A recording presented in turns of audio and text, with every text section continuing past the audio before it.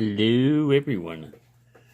Well, hope everyone's doing well. This is Sunday. I didn't film this, and I wish I would have, but I can always close it back up.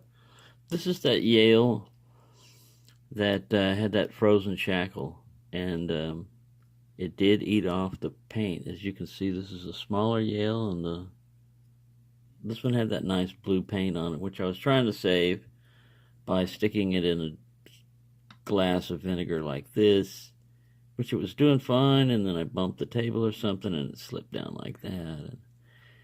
Anywho, I just finished picking this thing, and when I picked it, I thought I had a huge fall set because it turned and then it stopped. And what had happened was the core was having a problem turning the actuator, so I had to get my heaviest bar, tension bar, and pry the sucker over, and it finally got it, and it popped it up.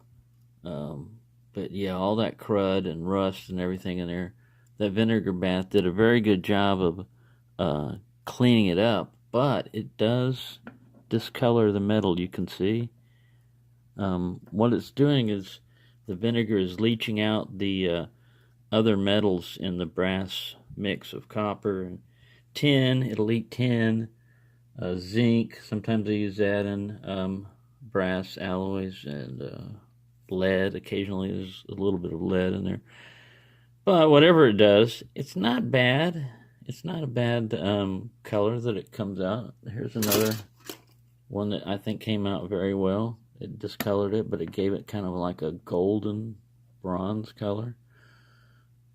So yeah, I'm not a super, it's got to be super exact type of collector type thing, To me, this one was just a freebie because it came with another lock that I was more interested in, and they just threw it in at a fairly cheap price because they had no key and the shackle's frozen, which sometimes can be a major problem.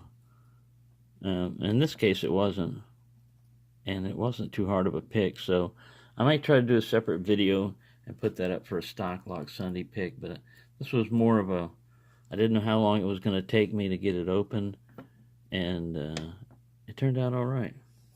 I used the Medusa, actually, for the majority of it, and switched over to the Sparrow's kind of like gem version. I don't know what you call that, but pretty cool. So there you go. Yeah, that's my only warning on that.